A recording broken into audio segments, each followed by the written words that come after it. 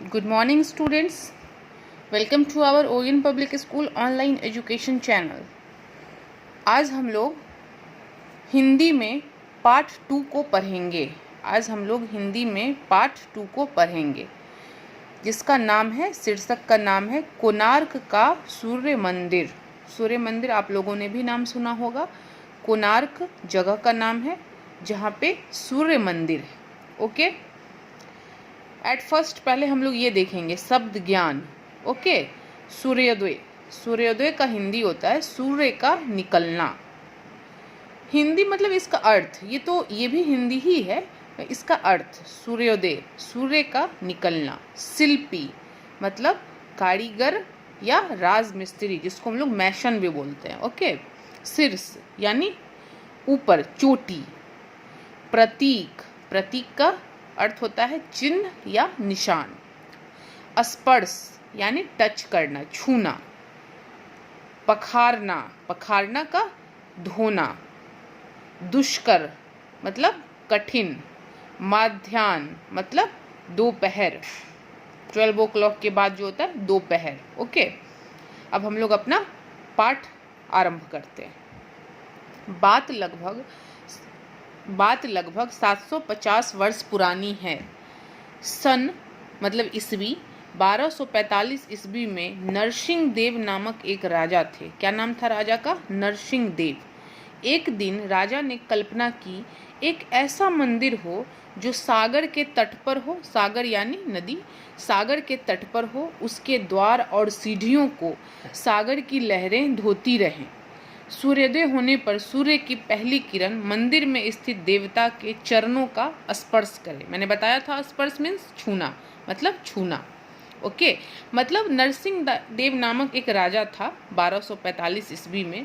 ये बात लगभग 750 वर्ष पुरानी है कि राजा ने एक दिन सोचा कि एक ऐसा मंदिर हो जो सागर के किनारे हो और उसका द्वार और सीढ़ियों को मतलब धोती रहे, उसके लहरें उसके आसपास आती रहे। और सूर्योदय जब हो, सूर्य जब निकले तो उसकी सबसे पहली किरण वहाँ जो मंदिर में देवता होंगे उनके चरणों को वो छुए, स्पर्श करे।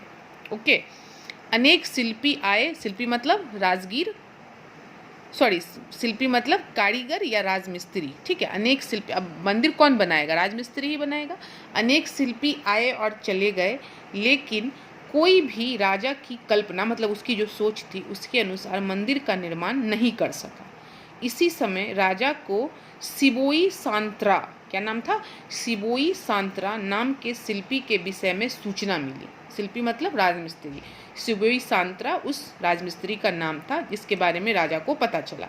सिबोई अनेक भव्य मंदिरों का निर्माण करके पूरे उड़ीसा में प्रसिद्ध हो गया था। ये जो कोणार्क था ये कहाँ पे है? उड़ीसा में। ठीक है ना? तो वो सिबोई जो था बहुत सारे ऐसे मंदिर का निर्माण किया था और वो उड़ीसा में बिल्कुल फेमस, प्रसिद्ध हो गया था। राजा के ससम्मान सिबोई को अपने दरबार में बुलाया। ससम्मान मतलब बहुत ही आदर से। राजा ने आदरपूर्वक सिबोई को अपने दरबार में बुलवाया। मंदिर का विवरण यानी मंदिर के बारे में विवरण जानकर सिबोई कुछ परेशान सा हो गया। उसको भी थोड़ा अटपटा लगा। उसने राजा से कुछ समय के लिए प्रतीक्षा करने की प्रार्थना की, मतलब रुकने के लिए कहा उसको। एक दिन सिबोई समुद्र के तट पर घूमने गया और थककर वहीं रेत पर सो गया। सिबोई कौन? राजमिस्त्री जो था, वो समुद्र के तट पर घूमने गया और थककर वहीं सो गया। सुबह अचानक हड़बड़ा कर उठा तो देखा कि सागर का जल उसके पांव पखार रहा है। पखार का मैंने बताया था धोना। सागर का जल जो है उसके पाँवों को धो रहा है तथा सूर्य की सुनहरी किरणें उसके मुख पर पड़ रही है। बच्चों, जैसे राजा की जो कल्पना थी वही चीज़ अभी इस राजमिस्त्री सिबोई के साथ हो रहा था। बस सिबोई खुशी खुशी उठा और राजा के पास जाकर कहा कि महाराज, आपकी कल्पना के अनुरूप मैं मंदिर बना दूंगा। ओके, राजा आप राजपुरोहित से शुभ मुहूर्त निकलवा लें ताकि नींव का पत्थर रखा जा सके। नींव का पत्थर मतलब बच्चों, जब हम लोग किसी भी घर, मंदिर या किसी चीज़ का निर्माण करते हैं तो सबसे पहले पंडित से उसका मुहूर्त, ताकि अच्छा दिन उसका, और उसका हम लोग स्टार्ट करते हैं। नींव का पत्थर मतलब उसका हम लोग शुरुआत करते हैं। ओके, शुभ मुहूर्त के दिन शिलान्यास मतलब उसको स्टार्ट किया गया, आरंभ किया गया, शिलान्यास कर दिया गया। अगले दिन ही सिबोई कौन था? राजमिस्त्री। अगले दिन ही सिबोई ने सागर के किनारे किनारे पत्थर डलवाने शुरू कर दिए, मतलब स्टार्ट कर दिया काम। उसकी मेहनत रंग लाने लगी, मेहनत तो रंग लाती ही है। मंदिर का सुदृढ़ आधार बन गया, मतलब उसका प्लिंथ जिसको हम लोग बोलते हैं, आधार उसका बन गया। धीरे धीरे करके 12 वर्षों में, कितने वर्षों में? 12 ईयर्स। धीरे धीरे करके 12 वर्षों में कोणार्क का सूर्य मंदिर बनकर तैयार हो गया। यू कैंट इमेजिन, क्या तुम सोच सकते हो कि 12 वर्षों में कैसा मंदिर बना होगा? मंदिर की ऊंचाई लगभग 235 फीट थी। मंदिर की ऊंचाई क्या थी? 235 फीट थी। लेकिन शीर्ष पर कलश के बिना मंदिर अधूरा था। शीर्ष मतलब मैंने बताया था, शीर्ष मतलब चोटी, लेकिन शीर्ष पर कलश के बिना मंदिर अधूरा था। इतने ऊंचे मंदिर के शीर्ष पर कलश चढ़ाना एक दुष्कर भी मैंने बताया था, बहुत कठिन कार्य था। सिबोई के साथियों में से कोई भी इस जोखिम भरे काम को करने के लिए तैयार न हुआ। मतलब सिबोई राजमिस्त्री के साथ और जितने सारे लेबर थे उसके साथी, कोई भी इस काम को करने के लिए तैयार नहीं हुआ। शिल्पी सिबोई एक बार फिर उलझन में फंस गया। अब वो फिर थोड़ा उलझ गया कि क्या किया जाए। उधर राजा की बेचैनी और क्रोध बढ़ता जा रहा था, इसलिए कि राजा देख रहा था कि सारा मंदिर बन गया है, उसमें थोड़ा सा जो काम है वो रुका हुआ है।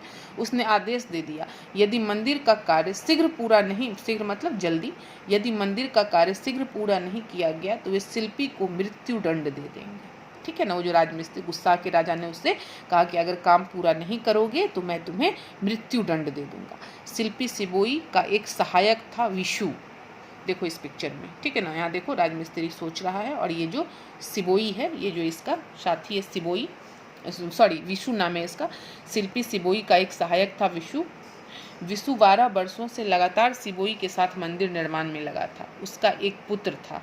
समय के साथ साथ उसका पुत्र, जिसका नाम धर्मपाद था, भी अपने पिता के पद चिन्हों का मतलब होता है उसके रास्ते पे चलने लगा था और 22 वर्ष की आयु में वह भी एक कुशल शिल्पी बन गया था। धर्मपाद कौन था? धर्मपाद था शिल्पी के साथ जो एक विशु नाम का साथी था, उसका यह पुत्र था धर्मपाद। ठीक है। कोणार्क सूर्य मंदिर की चर्चा दूर दूर तक फैल चुकी थी, क्योंकि बहुत भव्य मंदिर था, बहुत बड़ा मंदिर था। अतः धर्मपाद भी इस मंदिर को देखने की लालसा लिए अपने गांव से कोणार्क आ गया। मंदिर को देखकर धर्मपाद बड़ा प्रभावित हुआ, मतलब बहुत खुश हुआ, आश्चर्य हुआ उसको। लेकिन मंदिर परिसर में कार्यरत शिल्पियों में छाई उदासी। शिल्पियों में तो इसलिए उदासी छाई थी कि राजा ने उसको मृत्यु दंड का बोला था कि अगर नहीं करोगे तो मैं तुम्हें मृत्यु दंड दे दूंगा। उदासी को देखकर उसे अपने पिता से इसका कारण पूछा तो उसके पिता ने कहा, इतने ऊंचे मंदिर के शिखर पर कोई भी शिल्पी कलश चढ़ाने में समर्थ नहीं है, मतलब नहीं हो सका है, उससे किसी से नहीं हो सका। और राजा ने मंदिर को पूरा नहीं होने पर सिबोई कौन था याद है ना? राजमिस्त्री। सिबोई को मृत्यु दंड देने की घोषणा कर दी है। पिता से सारी बातें जानकर धर्मपाद ने इस दुष्कर मतलब कठिन, इस दुष्कर कार्य को पूरा करने का संकल्प ले लिया और उसने कलश चढ़ाने के लिए उनसे अनुमति मांगी। कौन? धर्मपाद कौन था? विशु का पुत्र। अपने पिता को भरोसा दिलाकर धर्मपाद ने काम शुरू कर दिया। कुछ ही समय में उसने कलश को स्थापित कर दिया। सोचो कितना कुशल कारीगर था वो, कलश को स्थापित कर दिया।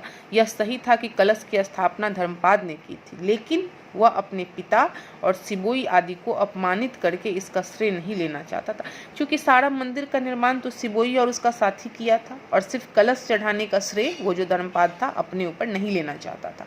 अतः उसने मंदिर के शीर्ष यानी चोटी से कूदकर आत्महत्या कर ली। ये गलत है, ऐसा नहीं करना चाहिए था। ओके। कोणार्क के इस मंदिर के साथ धर्मपाद का नाम भी अमर हो गया। सब जो जाता इतना ऊंचा मंदिर, उसका चोटी कौन चढ़ाया? तो धर्मपाद नाम का एक कारीगर था।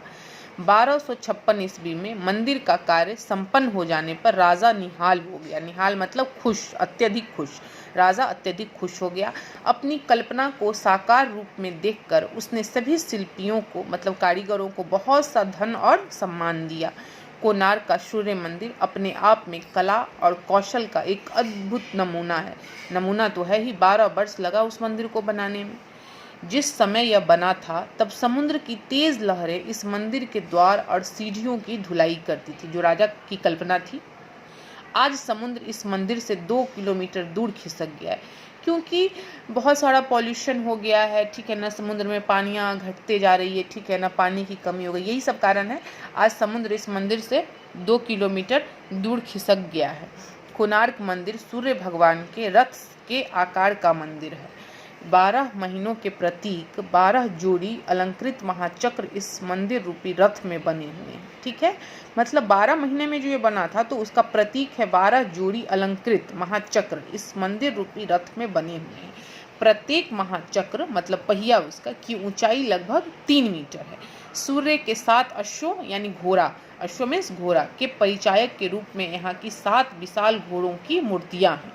वास्तव में सूर्य के 7 घोड़े उसकी किरणों के 7 रंगों के प्रतीक हैं, मतलब चिन्ह हैं। सूर्य के ये 7 घोड़े 7 दिनों का स्मरण कराते हैं। पहियों में बनी 8 तिल्लियां दिन के 8 पहरों का प्रतीक है। पहियों पर बहुत बारीक और सुंदर नक्काशी यानी कलाकृति की गई है। पशु पक्षियों और विभिन्न देवताओं की मूर्तियां बनाई गई है। यह मंदिर सचमुच स्थापत्य कला का विशिष्ट धरोहर है, मतलब बहुत ही अद्भुत कला का बहुत ही सुंदर, विशिष्ट मतलब विशेष धरोहर है। मंदिर की शिल्प कला की एक विशेषता है कला की बारीकी, मतलब बहुत महीन काम। मंदिर की दीवारों पर बनी पशु पक्षियों, देवी देवताओं, मनुष्यों, अप्सराओं या परी, लताओं आदि की पच्चीकारी पर्यटकों का मन बरबस मोह लेती है, मतलब बहुत आकर्षित करती है उनको। मंदिर के भीतरी भागे में सूर्य की मूर्ति स्थापित की गई है। सूर्य मंदिर है तो मंदिर में किस देवता की मूर्ति थी? सूर्य की मूर्ति। प्रातः काल जब सूर्य की किरणें विभिन्न मंडपों से होती हुई सूर्य की प्रतिमा पर पड़ती थी, तब प्रतिमा का मुख शांत और सौम्य दिखाई पड़ता था। माध्याह्न यानी दोपहर में सूर्य की किरणों के सीधे पड़ने से प्रतिमा के चेहरे पर कठोरता और सायंकालीन मतलब शाम में सूर्य की किरणों के प्रभाव से थकावट का भाव देखा जा सकता था। आज तो मंदिर का अधिकांश भाग, चूँकि बहुत टाइम हो गया, अधिकांश भाग टूट गया है, लेकिन अपने वैभव काल में सूर्य की किरणों के साथ साथ मंदिर की प्रतिमाओं की भावपूर्ण मुद्राओं में भी परिवर्तन आ जाता था। मतलब एक्सप्रेशन उनका, जैसे जैसे सूर्य की किरणें जिस टाइम पे पड़ती थी तो उनका एक्सप्रेशन मतलब मुद्रा उनका बदलता था। यह मंदिर कितना भव्य रहा होगा इसकी तो बस कल्पना ही की जा सकती है। बिल्कुल सही है, हम लोग तो देखे नहीं है, आप लोग वहाँ जाइए और उस मंदिर को देखिए। यह मंदिर कितना भव्य रहा होगा इसकी तो बस कल्पना ही की जा सकती है। महान है वह कल्पना करने वाला राजा, और उससे भी महान है उसकी कल्पना को साकार करने वाला शिल्पी सिबोई शांतरा और शिल्पी विशु का पुत्र धर्मपाद। ओके, ये कहानी आप लोगों को समझ में आ गई होगी। Okay, bye students.